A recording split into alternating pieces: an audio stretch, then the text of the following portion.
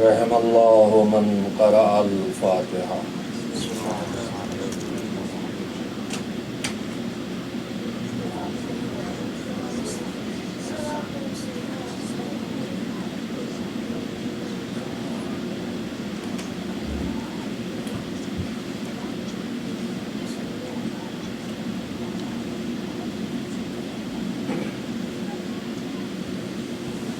اعوذ باللہ من الشیطان اللعین الرجیم، بسم اللہ الرحمن الرحیم،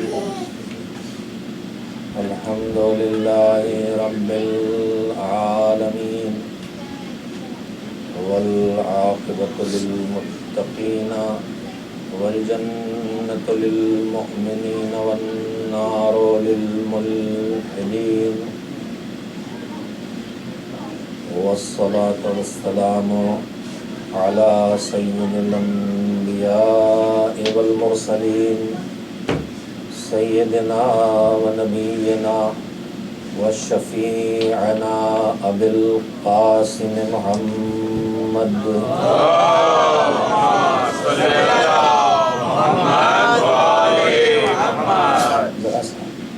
وآله الطيبين الطاهرين المعصومين المظلومين، واللعنة الدائمة الباقية على أعدائهم أجمعين من الآن إلى يوم الدين. أما بعد، فقد قال الله سبحانه وتعالى في كتابه المبين، وهو أصدق الصادقين، وقوله الحق. بسم الله الرحمن الرحيم، ومن ورائهم برزخ إلى يوم يبعثون. صلوات بھیجیں محمد وعلى اللهم صل على محمد وعلى محمد. مجلس ایصال ثواب ہے، کل بھی مجلس تھی. میں نے اسی مناسبت سے آپ حضرات کے سامنے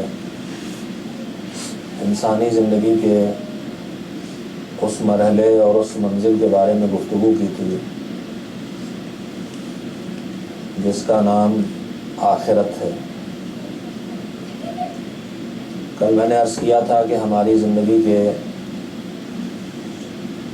آخری حصے کا نام یہ دنیا کی زندگی نہیں ہے، بلکہ اس دنیا کی زندگی کے بعد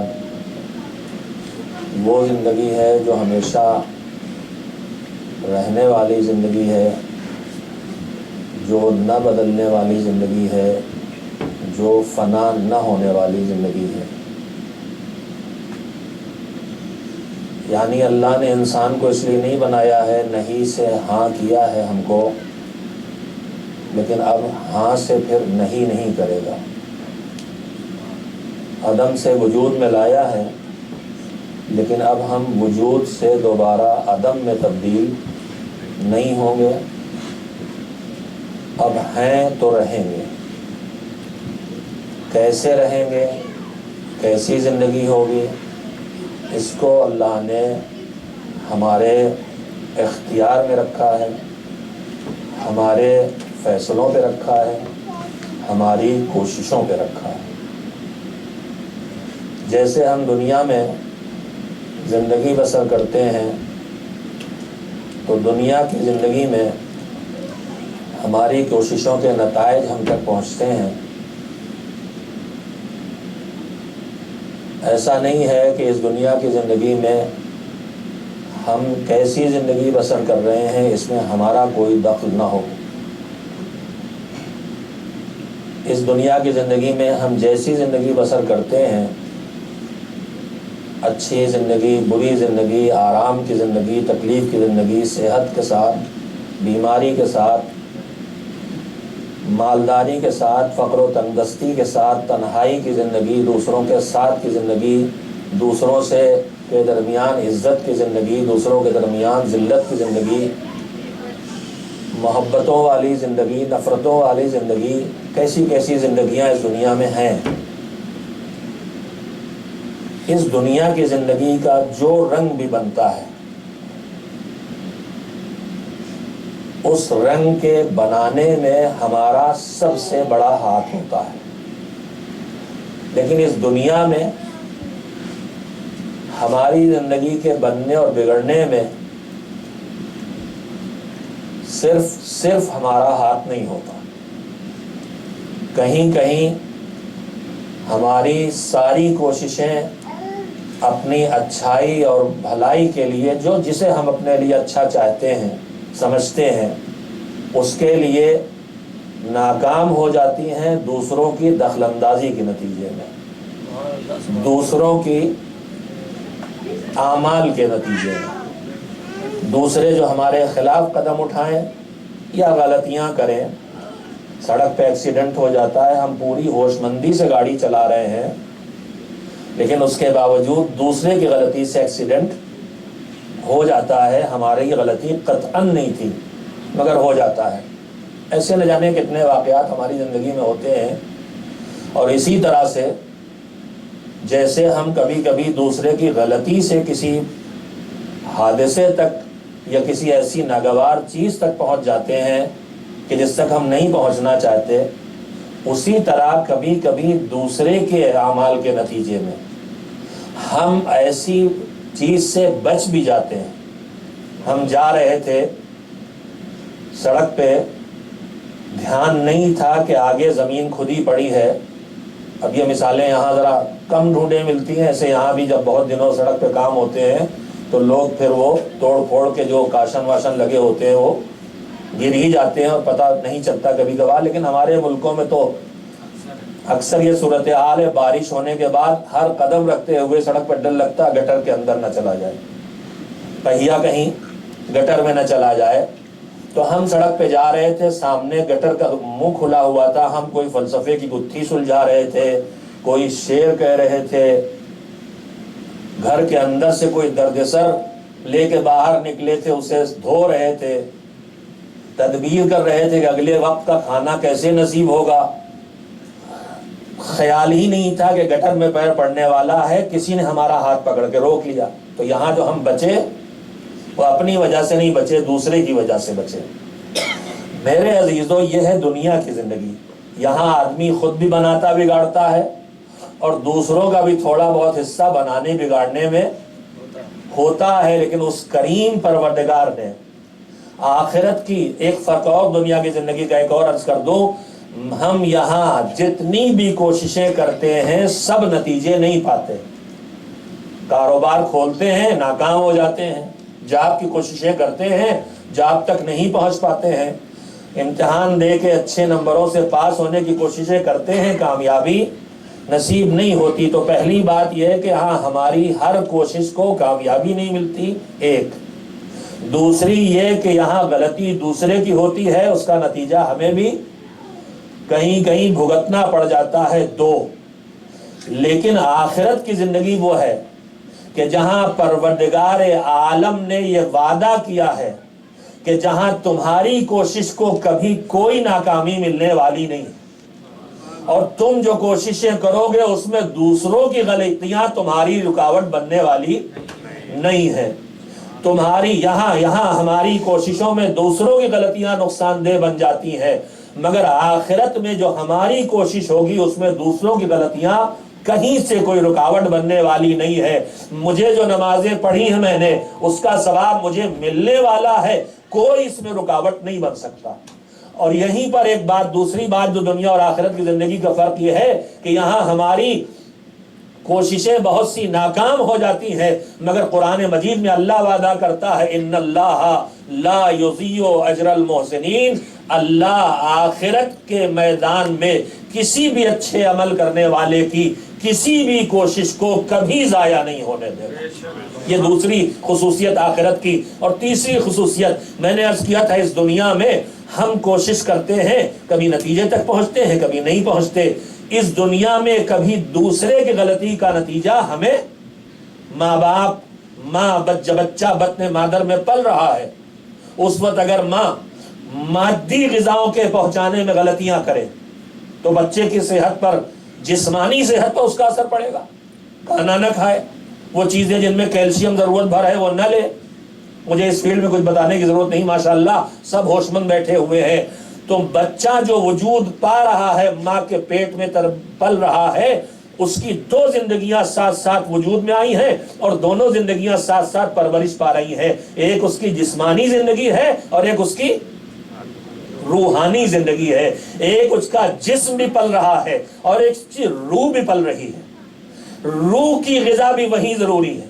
جیسے جسمانی چیزوں میں جو ضرورت ہے وہ نہ پہنچے تو بچہ کمزور ہوگا، یا نقصان دہ چیزیں پہنچے تو بچے کی صحت بگڑے گی. اگر الکوہل پی رہی ہے ماں، اگر نشہ کر رہی ہے ماں، اگر درد کی بہت دوائیں لے رہی ہے ماں، سیڈیٹیوز لے رہی ہے، تو آپ جانتے ہیں یہ سب چیزیں نقصان دہ ہوتی ہیں. تو جیسے جسمانی زندگی میں ماں کے پیٹ میں بچہ تربیت پاتا ہے تو دو چیزوں کا خیال رکھنا پڑتا ہے، وہ پہنچے جو اس کے لیے ضروری ہے اور وہ نہ جائے جو اس کے لیے نقصان دہ ہے. ویسے ہی ماں اگر ماحول خراب ہے، گناہوں کے ماحول میں زندگی بسر کر رہی ہے، گانے سن رہی ہے، خطرناک ڈراؤنی فلمیں دیکھ رہی ہے، گناہ غلط نجس غذا جسم میں پہنچ رہی ہے، تو یہ بچے کی روح کو متاثر کرنے والی ہے. غلطی ماں کر رہی ہے، نقصان اولاد کا ہو رہا ہے. تو میرے عزیزو، یہ دنیا ہے، یہ دنیا کی زندگی ہے. یہاں دوسروں کی غلطی کا نقصان ہمیں بھی اٹھانا پڑتا ہے اور یہاں دوسروں کا فائدہ بھی ہم تک پہنچتا ہے. میں نے بھی مثال دی کہ ہم گڈھے میں گرنے والے تھے، آپ نے بازو پکڑ کے روک لیا. اللہ کے کرم کے نمونے آپ کے سامنے رکھنا چاہتا ہوں. پہلی بات یہ کہ آخرت کی کوئی کوشش ہماری نقصان نہیں پہنچائے گی، بیکار نہیں جائے گی. آخرت کے لیے ہم نے جو کوششیں کی ہیں وہ بیکار نہیں جائیں گی. ایک دوسری بات یہ کہ آخرت میں دوسرے کا بگاڑا مجھے نقصان نہیں پہنچائے گا. یہ عدل الہی کے خلاف ہے، اس کا وعدہ کیا ہے. اسی لیے روایات معصومین علیہ السلام میں اس بات کی طرف اشارہ کیا گیا ہے. گریے سے آج روکا جاتا ہے، گریے سے روکا جاتا ہے. کوئی مر جائے تو ایک فکر ہمارے درمیان نہیں، نام نہاد مسلمانوں کے درمیان ایک طبقہ ہے جو رونے کو حرام کہتا ہے، اور دشمنی اہل بیت اتنی ہے کہ ان پر گریے کو حرام قرار دینے کے لیے اپنی میت پہ رونے کو بھی حرام کہتے ہیں. اور دلیل کیا ہے؟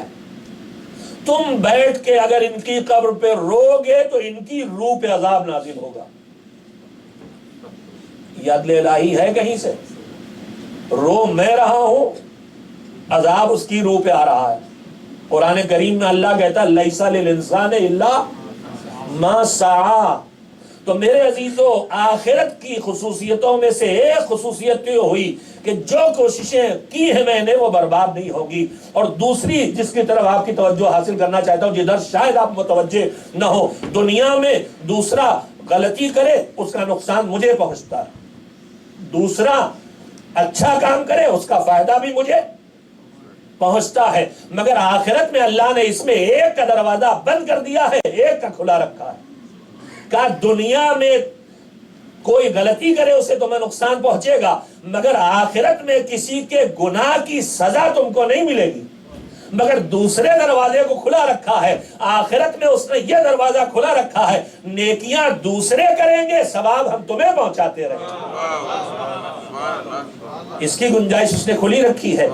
اسی لیے ایصال ثواب کا سلسلہ ہے. مجلس ثواب اسی بات کی دلیل ہے کہ اللہ نے اپنی رحمت کا دروازہ کھلا رکھا ہے کہ آخرت میں بھی نیکیاں دوسروں کی ہوں اور فائدہ اس کا ہم کو پہنچتا چلا جائے. میرے عزیزو، اللہ نے برزخ کیوں رکھا؟ میں نے کل بات یہیں سے شروع کی تھی، میرے خیال سے تمام حضرات کل بھی تشریف فرما تھے. یہ جو ہماری اس وقت کی دنیا کی زندگی ہے اور جو آخرت کی زندگی ہے، آخرت کی زندگی کا مطلب جہاں اللہ ہماری ایمان اور ہمارے اعمال کا جائزہ لے کر اور قیامت کا میدان میں حساب ہونے تک ہمارے اعمال اور ہم نے جو زندگی خود بسر کی تھی اس کا جو نتیجہ نکلے گا. توجہ دے، میں بہت سمیٹ کے کم الفاظ کے ساتھ بڑی مفصل باتیں آپ کی خدمت میں عرض کر رہا ہوں اور کم بھی باتیں مجلسوں میں دہرائی جاتی ہیں. میرے عزیزو، اللہ جو قیامت کے میدان میں حساب کرے گا، تو اگر میرے مرتے ہی حساب کر دیتا تو بس اتنا ہی نیکیوں کے خانے میں میرا ہوتا جتنا میں کر کے گیا تھا. لیکن اس نے حساب کو نہ جانے کتنا لمبا کھینچ دیا. کب حساب ہوگا فائنل معلوم نہیں ہے. اتنی لمبی مدت چھوڑ دی. کہا ایسے چھوڑ کے جاؤ، ایسے چھوڑ کے جاؤ جو تمہارے نیکیوں کے حساب کو زندہ رکھے، تمہارے اکاؤنٹ کو بند نہ ہونے دے. اب تم کل زندہ تھے تو تم نمازیں پڑھ رہے تو ثواب مل رہا تھا. آج تمہارا بیٹا نمازیں پڑھے گا، اسے بھی ثواب دیں گے، تمہیں بھی ثواب دیں گے. کل تک تم تلاوت قرآن کر رہے تھے تو تمہیں اجر مل رہا تھا. آج تمہاری بیٹی تلاوت کرے گی، اجر اسے بھی دیں گے، تمہیں بھی دیں گے. ہمارے خزانے میں کوئی کمی نہیں ہے. تو مرنے کے بعد تو آدمی زیادہ فائدے میں ایک طرح سے آ گیا اگر اچھی تربیت کر کے گیا، اچھی اولاد چھوڑ کے گیا، اچھے چاہنے والے چھوڑ کے گیا، اچھے دوست چھوڑ کے گیا. صرف اولاد کی بات نہیں ہے، دوست بھی آدمی ایسے بنائے جو مرنے کے بعد کل کام آئے، پڑوسی بھی ایسا ڈھونڈے جو مرنے کے بعد کل کام آئے. ہر جگہ ہم اپنی آخرت کی فکر کر سکتے ہیں. اگر ہم نے ایک پڑوس میں ایک گھر لے لیا، ارد گرد کوئی صاحب ایمان بستا ہی نہیں، تو میرے مرنے کے بعد اگر مجھے یاد بھی کرے گا تو آگے قبر پہ ایک پھول کا گلدستہ گاڑ دے گا. یہ اوپر جو پھول ڈالے ہم نے اور گلدستے لگائے یہ تو اپنی دل کے تشفی کے لیے ہے. اندر تو جنت کا باغ تبھی بننے والا ہے جب ایمان کے ساتھ اعمال صالحہ کی بارش وہاں ہو. قبر کے لیے ہمارے چھٹے امام حضرت جعفر صادق علیہ السلام کا ایک جملہ ہمیں رہتی ہے، فرمایا ہے کہ اما روضۃ من ریاض الجنہ او حفرۃ من حفر النار. قبر کی دو ہی شکلیں ہیں، یا جنت کے باغوں میں سے ایک باغ ہے یا جہنم کی کھائیوں میں سے ایک کھائی ہے. مگر یہ گنجائش چھوڑی ہے کہ صاحب قبر خود چاہے جہنم میں قبر میں اپنی جہنم کی کھائی کھود کے گیا ہو، مگر رہ جانے والے اس کے اس ویرانے کو آبادی سے بدل کے جنت کا باغ بنا سکتے ہیں.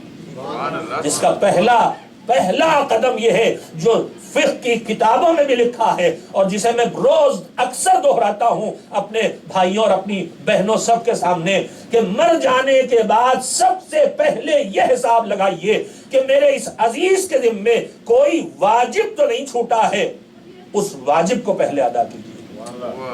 میں اسے بار بار دہراتا ہوں اور زندگی بھر دہراتا رہوں گا اور ہر جگہ دہراتا رہوں گا، اس لیے کہ ہم نے دین کے کاموں کو چونکہ معاشرے سے زیادہ سیکھا ہے، علم و معرفت کے ذریعے کم، لہذا ہم کہیں کہیں اپنی کوششوں کے اس نتیجے کو نہیں حاصل کر پاتے جو ہمیں حاصل کرنا چاہیے.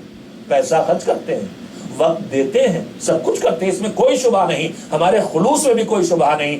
مگر میرے عزیزوں میں پہلے آپ سے کہہ چکا ہوں، آج پھر دہراتا ہوں کہ خدا نہ خواستہ اگر میری ماں میرا باپ بستر بیماری پر کسی شدید تکلیف میں تڑپ رہا ہو، درد ہو شدید، اس شدید درد میں میں اسے مزیدار کھانے جتنے انہیں پسند ہے وہ سب لے جا کے کھلاؤں.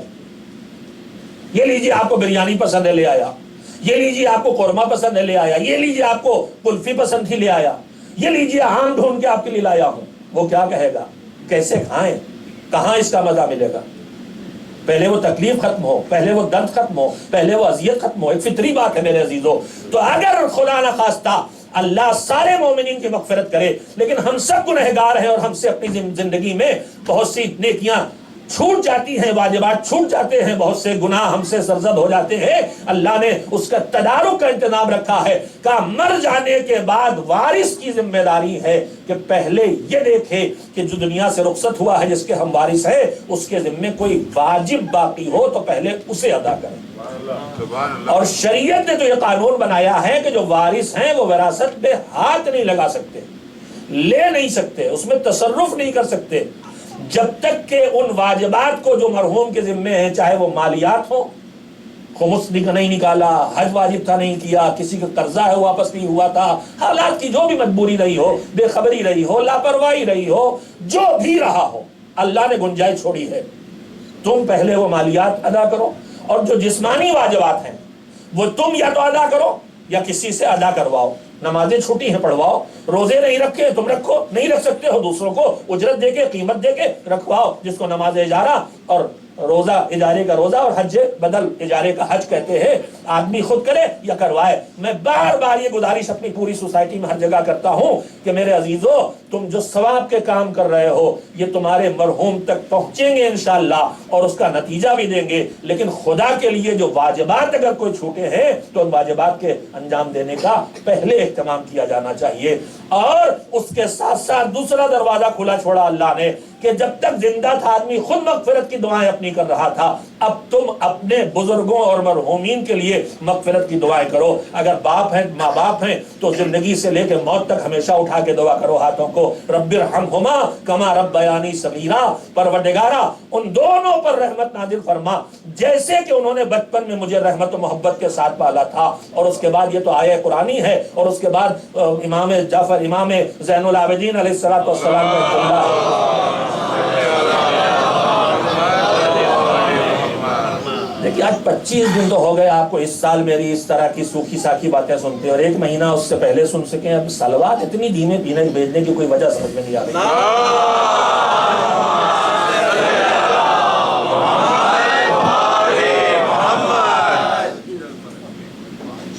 اس کے بعد سید سجاد نے اس آیہ قرآنی کے بعد جو دعا سید سجاد کے ابو حمزہ شمالی کی ذریعے سے جو دعا ہم تک پہنچی ہے دعا سحر میں، اس میں یہ اضافہ ہے سید سجاد کا، اجزہما، ماں باپ نے ہمارے ساتھ زندگی بھر جو ہمیں پالا پوسا محبتوں کے ساتھ ہمارے ساتھ ہمیشہ انہوں نے اچھا کرنے کی کوشش کی، لیکن کبھی کبھی کہیں کہیں کوئی ماں باپ ایسے بھی ہوتے جو کہیں کہیں اتنی خود غرضی آ جاتی کہ اولاد کا خیال اپنی ذات پر ترجیح دینے لگتے ہیں، خاص کر کے اولاد کی شادی ہو جانے کے بعد۔ اس سے پہلے نہیں ہوتا، اس کے بعد ضرور ہونے لگتا تھوڑا بہت کہیں۔ تو اس جگہ کے لیے بھی اگر مجھے لگتا ہے میرے ماں باپ نے میرے ساتھ کہیں حسن سلوک نہیں کیا، میرے ساتھ بدسلوکی کی، میرا خیال نہیں کیا، مجھے ٹھیک سے نہیں پالا، میرے بچوں کا میری تربیت کا خیال نہیں کیا، باپ نے ایک اور شادی کر لی تھی اور ان کے ساتھ لگ گئے تھے اور مجھے میری اماں کے ساتھ چھوڑ دیا تھا اور میرا خیال نہیں کیا مثال کے طور پر، تو اس کا یہ مطلب نہیں کہ وہ اب حقدار نہیں رہ گئے۔ اجزہما بالاحسان احسانا، پروردگارا جو انہوں نے میرے ساتھ اچھا سلوک کیا ہو اس کے بدلے میں ان کے ساتھ تو اچھا سلوک کر، میں کیا کروں گا، تو اچھا سلوک کر۔ وبالسیئات، اور جو ان سے غلطیاں ہوئی ہوں، جو ان سے چوک ہوئی ہو، جو ان سے کوتاہیاں ہوئی ہوں، تو پروردگارا اس کے بدلے میں ان کی مغفرت فرما۔ یہ حق ہے ماں باپ کا۔ ایک صلوات بھیجیں محمد۔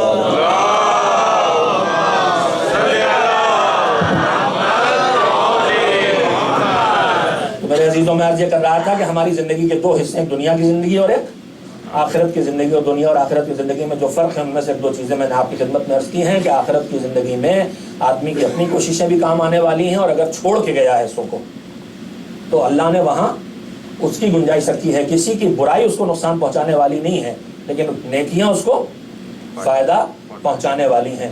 اللہ نے یہ برزخ کی زندگی اس آخرت کی زندگی سے پہلے رکھی ہے۔ بس وقت کم ہے، میں چاہتا تھا کہ برزخ کے بارے میں تھوڑی سی گفتگو کر لوں۔ میرے عزیزوں، موت سے یہ سفر شروع ہوتا ہے۔ سب سے پہلی منزل ہے دم نکلنے کی منزل۔ دم نکلنے کے بعد قبر میں اتارے جانے کے لیے قبر تک لائے جانے کی منزل۔ مذہب کے کوئی حکم رسم نہیں ہے۔ جب جنازے کو ہم لے کے چلتے ہیں تو کیا کہا جاتا؟ منزل دلا دو۔ یہ منزل دلانے کا کیا مطلب ہے؟ منزل دلانے کا مطلب یہ ہے کہ ایک ایسی نئی جگہ پہنچ رہا ہے جہاں سے بالکل مانوس نہیں ہے۔ ہمارے روایات یہ کہتی ہیں کہ وہ جب دنیا سے کوئی جانے والا چلا جاتا ہے ہماری ساری باتیں وہ سنتا ہے، ہمیں جواب نہیں دے سکتا۔ بس جو اس کے جسم اور روح کے درمیان فاصلہ ہوا اس کے نتیجے میں بس وہ ہمیں جواب نہیں دے سکتا، لیکن ہماری ساری باتیں سنتا ہے، وہ دنیا سے واقف ہے۔ دم نکلتے وقت اس کے اوپر کئی مشکلات ایک سامنے ساتھ، اہل و عیال کا گریہ ہوتا ہے اور ان کی بے چینی ہوتی ہے، ادھر ملک الموت کا آنا ہوتا ہے۔ ملک الموت بھی کس شکل میں آئیں گے یہ انسان کے ایمان و عمل سے تعلق رکھتا ہے۔ ہر ایک کے پاس بھیانک شکل میں نہیں آتے اور نہ ہر ایک کے پاس اچھی شکل میں آتے ہیں۔ انسان نے جیسی اپنی زندگی بسر کی، اچھی ایمانی باعمل زندگی، تو دوست کی شکل میں، بہت حسین و جمیل انسان کی شکل میں آئیں گے اور تسلی دیں گے، گھبراؤ نہیں، تم پریشان نہ، آنکھیں کھولو دیکھو کون آیا ہے۔ نگاہیں کھولے گا تو دیکھا کہ رسول اللہ موجود ہے مولا کائنات علی مرتضیٰ تشریف فرما ہے، سید کونین ہیں تشریف فرما، حسنین ایک صلوات بھیجے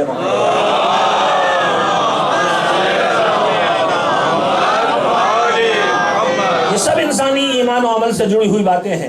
ایک کیفیت اعلیٰ ترین یہ ہوگی، پھول سے جیسے روح جسم سے ویسے نکلے گی، وہ کیفیت مومن کے جسم پہ طاری ہوگی جیسے پھول کو سونگھتے وقت انسان کس کیفیت کو محسوس کرتا ہے۔ اچھے خوشبودار پھول کو سونگھتے وقت جب انوار طیبہ نگاہوں کے سامنے ہے تو یہ ایمان و عمل کے ایک اعلیٰ بہترین منزل ہے کہ جہاں یہ کیفیتیں ہوں گی، اور دوسری طرف وہ بدترین کیفیتیں، اللہ ہم سب کو اس سے محفوظ رکھے۔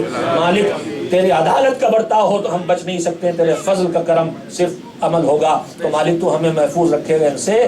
جو روایات آپ سنتے رہتے ہیں، روایات کے فقرے ہیں، اللہ اس سے محفوظ رکھے کہ جسم سے روح نکلنے کے بعد جسم کی وہ کیفیت ہو جاتی ہے کہ جیسے ریشمی کپڑے کو، جو بہت نازک ریشم کا بنا ہوا کپڑا ہو، اسے کسی کانٹے دار جھاڑی پہ ڈال کے طاقت سے کھینچ لیا جائے۔ انسان کے ایمان اور عمل سے جڑی ہوئی چیز ہے۔ اللہ ہم سب کو توفیق دے کہ کم سے کم ہم ایسی زندگی بسر کر سکیں کہ معصومین ہمارے سراہنے موجود ہیں۔ یہاں سے زندگی شروع ہوتی ہے، موت ہے، دم نکلنا ہے، پھر قبر میں تیار یہ جو منزلیں دلائی جاتی ہیں، کیوں دلائی جاتی ہیں؟ ایک وحشتناک جگہ، ایک نئی جگہ، وہاں جانے کے لیے مرحلے دے کے شریعت کہتی ہے کہ تھوڑا اسے تیار ہو جانے دو، ایک دم سے لے جا کے قبر میں نہ اتار دو، اسے منزل دو، اسے مرحلے دھیرے دھیرے، یہ سب اس کا کرم ہے۔ وہ حالات جن کو ہم نہیں جانتے ہیں، ہمارے مذہب میں اس جسم کے ساتھ جتنا نرمی کا برتاؤ ہم کر سکتے اتنا کرنے کو حکم دیا گیا۔ آہستہ سے کربٹ دلاؤ، آہستہ سے چھوؤ۔ روایات یہ تک کہتی ہے کہ جب جسم سے روح نکل رہی ہو تو جسم پر کوئی لوہے کی چیز نہ ہو، وہ اس کے اذیت کا سبب ہے۔ ہم ان چیزوں کو نہیں جانتے، یہ شریعت نے ہمیں اس کی رہنمائی کر دی، ورنہ ہمیں پتہ بھی نہ چلتا۔ یہ تمام مرحلے ہیں، قبر میں اتارا جانا ہے، پھر قبر میں اتارے جانے کے بعد ایک منزل کہلاتی ہے وحشت قبر، قبر کی تنہائی کی منزل۔ اس تنہائی کو کون چیز دور کرے گی؟ روایات اس کے لیے سہارا دیتی ہیں، تلاوت قرآن اس تنہائی کو دور کرے گی، نماز اس تنہائی کو دور کرے گی، زکوٰۃ اس تنہائی کو دور کرے گی، حج اس تنہائی کو دور کرے گا، ولایت محمد و آل محمد علیہ السلام اس تنہائی کو دور کرے گا۔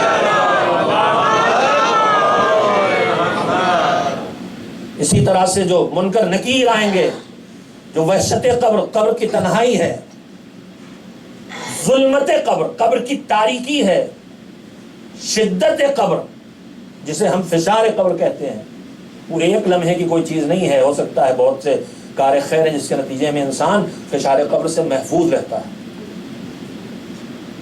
اور بہت سے وہ انسانی زندگی کی غلطیاں ہیں جن کو شاید ہم اپنی زندگی میں گناہ بھی نہیں سمجھتے، وہ فشار قبر کی شدت کا شکار کرتے ہیں۔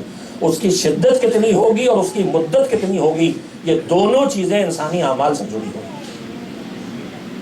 جو چیزیں میں وہ باتیں آپ کی خدمت میں دہراتا ہوں جو میں اپنے لیے قابل توجہ پاتا ہوں، فشار قبر، قبر کی سختی، شدت کی وہ منزل بھی روایات میں آئی ہے کہ اس طرح سے دیواریں پیسیں گی اعاذ باللہ کہ دانت کے اندر دانت پیوست ہو جائے۔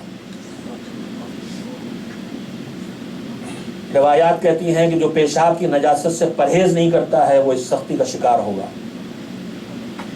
جو گھر میں جو اس کے ساتھ زندگی بسر کرنے والے اس کے عیال ہیں، ان کے ساتھ سخت مزاجی کرتا ہے، تند روئی کرتا ہے، اس کے ساتھ یہ برتاؤ ہوگا، چاہے وہ گھر کا سرپرست شوہر ہو، باپ ہو، اور چاہے وہ گھر کی نگراں اور گھر کی مدیر اور گھر چلانے کی اصل ذمہ دار خاتون ہو۔ ایک دوسرے کے ساتھ نرم برتاؤ کرنا آخرت کی اس منزل، قبر کی اس منزل میں زندگی کی سہولتیں پیدا کرنے والا ہے۔ سورہ توحید کی زیادہ تلاوت کو بھی نرمی کا سبب بنایا گیا۔ توحید کی تلاوت مطلب اللہ کی وحدانیت کا آدمی زیادہ زیادہ احساس کرے گا، تو جتنا وحدانیت خدا کا ایمان بڑھاتا چلا جائے گا، قبر کی اس مشکل سے اللہ نجات دیتا چلا جائے گا۔ بہت سی چیزیں ہیں جو یہاں دشواریاں بھی پیدا کرتی ہیں اور آسانیاں بھی پیدا کرتی ہیں۔ جو وحشت قبر ہے، جو ظلمت قبر ہے، جو فشار قبر ہے، شدت قبر ہے، ان میں یہ ساری چیزیں کام آنے والی ہیں۔ روایات یہ بھی کہتی ہیں، امید دلانے والی یہ چیزیں ہیں۔ نماز بھی وہیں موجود ہے، داہنی طرف نماز اور بائیں طرف، ایک طرف نماز اور زکوٰۃ کا مطلب قرآن مجید میں بہت ہی لفظ آیا۔ نماز اور زکوٰۃ دو علامتی لفظ ہیں۔ نماز کا مطلب وہ واجبات جن کا ذات خدا سے تعلق ہے، اور زکوٰۃ کا مطلب وہ واجبات جن کا بندگان خدا سے تعلق ہے اور ہمارے مال سے وہ حقوق ادا ہوتے ہیں۔ زکوٰۃ کا مطلب خالی وہ سونے سے جو ہمارے درمیان شہرت ایک ہو گئی ہے کہ بس زکوٰۃ کا مطلب ہم وہی سمجھتے ہیں۔ زکوٰۃ ہر مالی ذمہ داری کو ادا کرنے کا نام ہے۔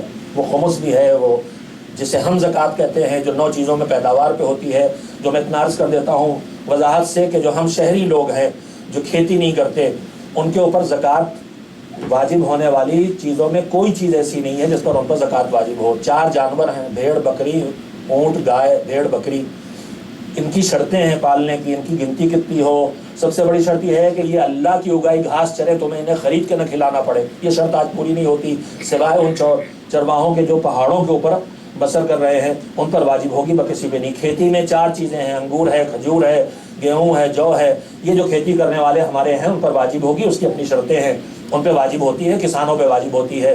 سونے چاندی پہ تب زکوٰۃ واجب ہوتی جب وہ سکے کی شکل میں ہو، سکہ مارکیٹ میں سکے کے طور پہ چلتا ہو، جو ہمارے پاس نہیں ہے۔ لیکن اس کی طرف ہماری توجہ کہ زکوٰۃ کہاں، ہم بحث اکثر کرنے لگتے ہیں۔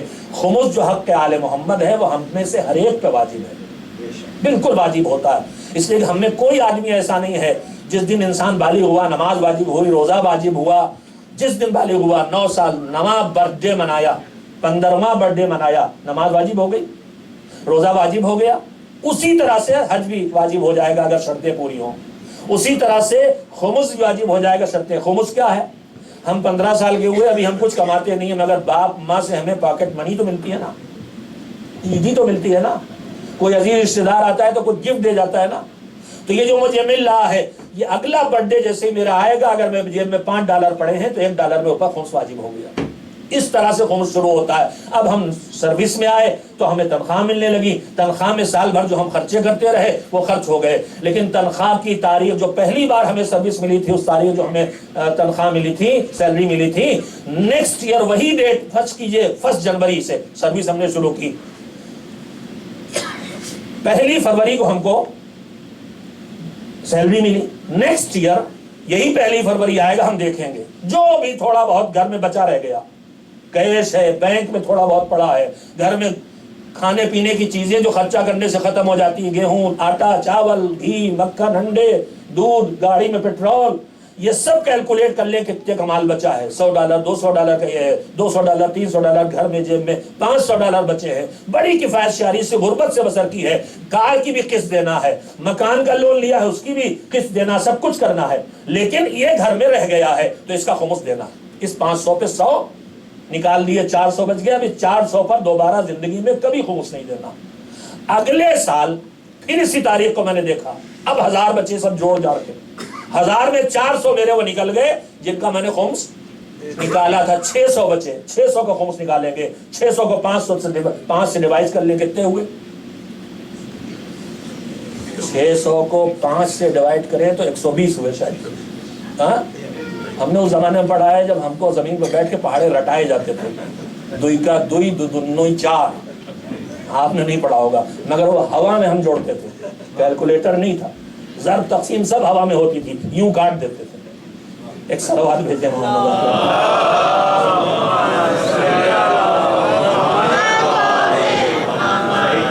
تو میرے عزیزوں، بات نکل لی اور میں بیکار باتیں انشاءاللہ آپ کی خدمت میں نہیں کر رہا ہوں، اور آپ کا بھی انتہائی شکر گزار ہوں کہ آپ پوری توجہ سے گزارش کو سنتے ہیں، اور اللہ سے دعا کرتا ہوں کہ اللہ کرے دل سے نکلتی ہو، دلوں میں اترے۔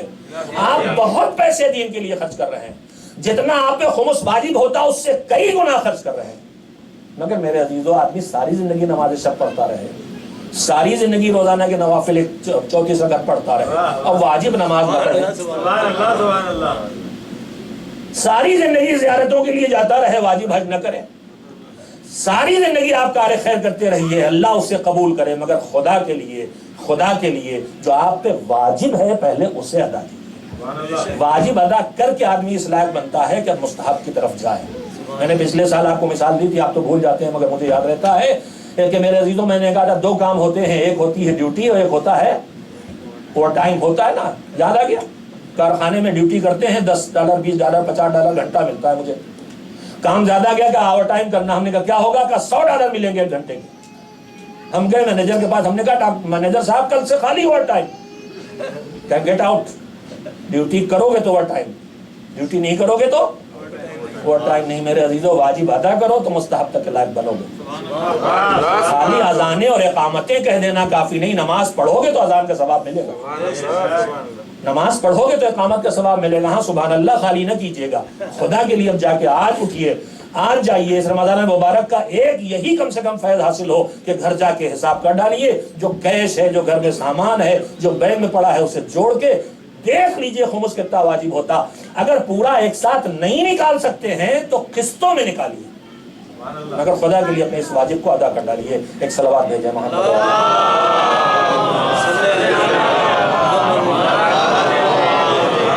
نرس کر رہا تھا قبر کی منزل میں انسان جب دفن کے مرحلوں میں آیا ہے، بہت سی منزلیں ہیں، ظلمت قبر ہے، وحشت قبر ہے۔ دعا حمزہ سمالی میں سید سجاد دعا کرتے ہوئے ایک گریے کی ایک فہرست گناتے ہیں، میں روتا ہوں، کاہے کے لیے رو رہا ہوں؟ میں روتا ہوں اپنے ان حالات پر کہ جب مجھے کندھوں پہ اٹھا کے لوگ لے کے جا رہے ہوں گے، مجھے روتا ہوں ان حالات پر جب مجھے میرے عزیز غسل و کفن دے رہے ہوں گے، میں جب میں قبر میں اتارا جا رہا ہوگا۔ اسی میں ایک لفظ ہے اب کی لظلمت قبری، اب کی لوحشت قبری، میں رو رہا ہوں اس بات پر کہ قبر میں تاریکیوں کا سامنا نہ کرنا پڑے، تب وحشت قبر کا سامنا نہ کرنا پڑے۔ یہ قبر کی تنہائیوں سے بچانے والی کون چیز ہے؟ یہ ہمارا ایمان ہے اور ہمارے اعمال خیر ہیں۔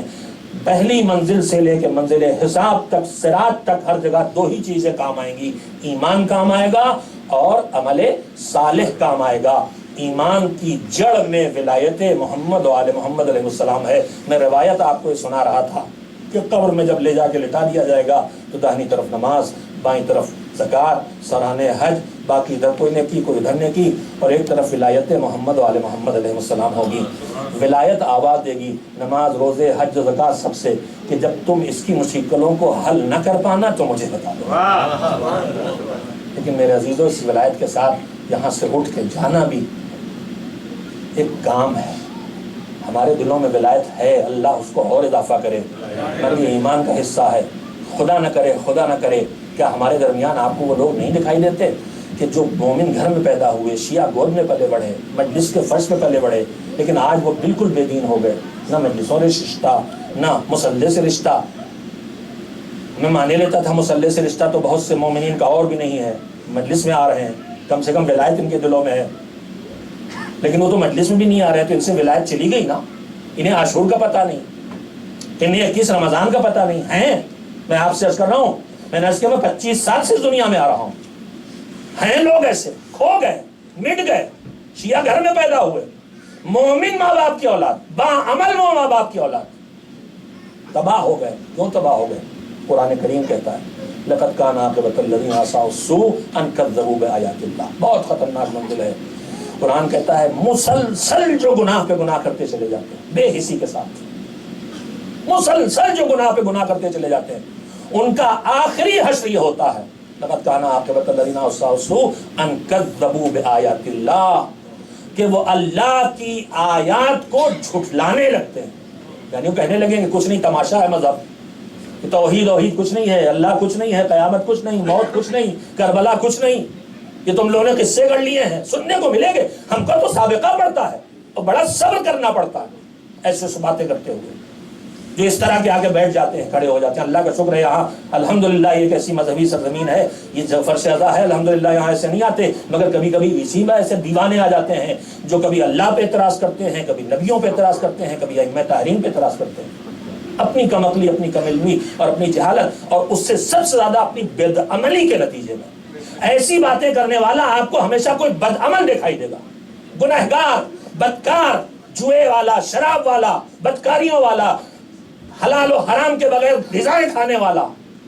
اگر کوئی ایک غلطی بھی ہم نے شدت سے دہرا دی، خدا نخواستہ نجس سے ہی پرہیز چھوڑ دیا، نجاست کا خیال رکھنا چھوڑ دیا، کھانا پیٹ کے اندر مسلسل نجس چلا جا رہا، تو قرآن کے لقد کان عاقبۃ الذین عصوا السوء ان کذبوا بآیات اللہ، جو مسلسل گناہوں پہ گناہ کرتے چلے گئے، ان کی آخری حشر یہ ہوگا کہ وہ اللہ کی آیتوں کو جھٹلاتے ہی نہیں ہیں وہ کانو بہا یسخرون، جھٹلانے نہیں لگتے بلکہ آیات الہی کا مذاق اڑانے لگتے ہیں۔ تو میرے عزیزوں یہ گناہ خطرناک ہے، یہ گناہ خطرناک ہے، یہ ولایت کو بھی چھین سکتی ہے۔ ولایت رہے تو یقیناً بہت مددگار، قبر میں کھڑے ہو کے ولایت آواز دے رہی ہے کہ جب تم سب تھک جانا تو ہم سے بتانا کیا امیدیں ہیں، یہ اللہ ہم کو ولایت کے ساتھ اٹھا لے بس، اور ولایت کے ساتھ اٹھائے گا تو اعمال خیر کے ساتھ اٹھائے گا۔ اعمال خیر یہ کہتے ہیں، اللہ کہتا ہے کہ یہ کلمہ طیب کو عمل صالح آسمان کی بلندیوں پر بھیجتا ہے۔ تو اگر ولایت کلمہ طیب ہے تو اس کے لیے اعمال صالحہ چاہیے، نماز چاہیے، روزہ چاہیے، زکوٰۃ چاہیے، خیرات چاہیے، صدقات چاہیے، بزرگوں کا احترام چاہیے، بچوں سے محبت چاہیے، مومن کے ساتھ اخوت چاہیے۔ یہ ساری چیزیں ہیں جو مددگار ہوں گی انشاءاللہ۔ ولایت باقی رکھیں گے تو یہ مسئلے حل ہو جائیں گے۔ اور اس کے بعد بس آخری جملہ کہتا ہوں، چھٹے امام حضرت جعفر صادق علیہ السلام مراحل قبر آپ کے سامنے یہیں پہ ختم کر دی بات میں نے۔ برزخ کی زندگی آتی ہے، پھر اٹھایا جائے گا، قبر سے حساب کے لیے نکالا جانا خود ایک مسئلہ ہے، اس کے بعد میدان حساب میں کھڑا ہونا ہے، اور اس کے بعد پھر حساب اعمال کا تولا جانا ہے، میزان کی منزل ہے، صراط کی منزل ہے، یہ ساری منزلیں ہیں۔ مگر ہمارا امام ہم سے کہہ رہا ہے واللہ ما اخاف علیکم الا البرزخ، مجھے جو ڈر ہے تمہارے لیے وہ سب سے زیادہ ڈر تمہارے برزخ کے بارے میں ہے۔ وَأَمَّا إِذَا صَارَ الْأَمْرُ إِلَيْنَا فَنَحْنُ أَوْلَىٰ بِكُمْ، اس کے بعد جب معاملہ ہمارے ہاتھوں میں آ جائے گا تو پھر ہم تمہارے بارے میں بہتر فیصلہ کرنے والے ہیں۔ یعنی امام نے ہم کو سب سے زیادہ برزخ کی تیاری کی طرف متوجہ کیا ہے، اور برزخ کی تیاری یہ ہے کہ صاحب ایمان ہونے کے ساتھ ساتھ ہم اچھے اعمال کو لے کے اس دنیا سے قبر میں جائیں۔ یہی دو چیزیں ہماری کام آنے والی ہیں، یہی ولایت ہے جو ہمارے کام آنے والی ہے، یہی مودت ہے جو ہمارے کام آنے والی ہے، اور انہی ولایت اور اسی مودت کے ساتھ ساتھ وہ اعمال صالحہ ہیں جو ہمارے کام آنے والے ہیں۔ اور یہ ولایت اور یہ مودت دلوں میں پیدا ہو جائے تو پھر ان چند آرام اور راحت کی زندگی کے حالات میں ان چند واجبات کا ادا کر دینا کوئی بڑی مشکل چیز میرے عزیزوں نہیں ہے۔ ولایت تو اس طاقت کا نام ہے کہ جو جتنی جگہ دلوں میں بنا لے اتنا ہی قوت عمل پیدا کر دیتی ہے۔ ہم دنیا میں ہیں ولایت والے، مگر روزمرہ کے ماحول میں بھی ہماری نمازیں لاپرواہ، تھوڑا سا کوئی زندگی کا پیچیدگی پیدا ہوتی ہے، نماز چھوڑ بیٹھتے ہیں، روزہ چھوڑ بیٹھتے ہیں۔ کربلا کے میدان میں دیکھیے کیسے صاحبان ولایت ہیں، دوپہر ہے، سورج ڈھلنے کی طرف ذرا سے جھکا ہے، اول وقت نماز ظہر آیا ہے، زوال کے آثار پیدا ہوئے ہیں، ابو ثمامہ سیداوی امام کے پاس پہنچ گئے، مولا زندگی کی آخری نماز آپ کے ساتھ پڑھی۔ یہ کون سی نماز ہے؟ یہ وہ نماز ہے جس میں برستے ہوئے تیروں میں نماز بسر پڑھی جائے گی، یہ وہ نماز ہے جو چمکتے ہوئے نیزوں میں پڑھی جائے گی، یہ وہ نماز ہے جو پتھروں کی بارش میں پڑھی جائے گی۔ حسین نے دعا دی ابو ثمامہ اور تمہیں اللہ نماز گزاروں میں قرار دے۔ ہاں بے شک یہ اول وقت نماز ہے۔ نماز کا اہتمام کیا گیا کیسے؟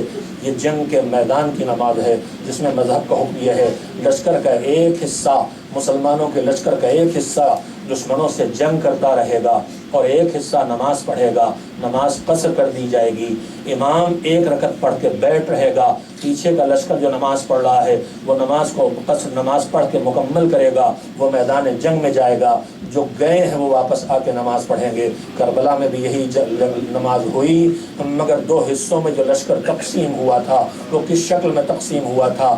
نمازی حسین کے پیچھے کھڑے ہو گئے تھے اور سعید و زہیر حسین کے آگے کھڑے ہو گئے تھے، تیروں کی بارش کو روکنے کے لیے سینہ سپر ہو کے دونوں مجاہد کھڑے ہو گئے۔ حسین کی نماز آگے بڑھ رہی ہے، تیروں کی بوچھار بڑھ رہی ہے، کچھ کو تلواروں سے کاٹا، کچھ کو ڈھالوں پہ روکا، مگر ہزاروں تیر اور دو ہاتھ، ہزاروں تیر اور دو چار ہاتھ، کیسے سب ہاتھوں پہ روکا جائے، کیسے سب کو ڈھالوں پہ روکا جائے؟ بہت سے تیر سینے پہ پڑ رہے ہیں، بہت سے تیر بازوؤں پہ پڑ رہے ہیں، بہت سے تیر سر و گردن پہ پڑ رہے ہیں۔ خون جو جسم میں بچا ہے، پیاسے اور تشنا 4 دن کے پیاسوں کے بدن میں جو خون ہے وہ بھی بہتا چلا جا رہا ہے، پیر کانپ رہے ہیں، دعا لبوں پہ جاری ہے، پروردگار اتنی اور طاقت دے دے، میرا مولا مولا دوسری رکعت میں پہنچ گیا، میرا مولا رکوع میں ہے، میرا مولا سجدے میں ہے، میرے مالک میں اتنی فرصت اور دے دے، میرا مولا تشہد پڑھ رہا ہے، طاقت دے دے، سامنے کھڑے رہیں۔ ادھر حسین نے کہا السلام علیکم ورحمت اللہ وبرکاتہ، ادھر سعید تیورا کے گرے، سر اٹھا کے حسین نے آغوش میں رکھا، آقا میری قربانی قبول ہے کہ نہیں؟ حسین نے دعا دی، سعید رخصت ہو گئے، یہ نماز ظہر ادا ہوئی، مگر نماز عصر کا آخری سجدہ کیسا تھا؟ سجدہ شکر میں حسین اس پشت پہ ظالم خنجر لیے ہوئے، دور سے بہن اس منظر کو دیکھ رہی تھی، میرا بھیا ذبح ہو رہا ہے اور سب کے سب تماشا دیکھ رہے ہو، سوکھے گلے پہ خنجر چل گیا، سر حسین کٹ گیا، نو کے نیزہ کی بلندی پہ آ گیا۔ السلام علیکہ یا ابا عبداللہ، السلام علیکہ یا ابا رسول اللہ۔ ماتم حسین۔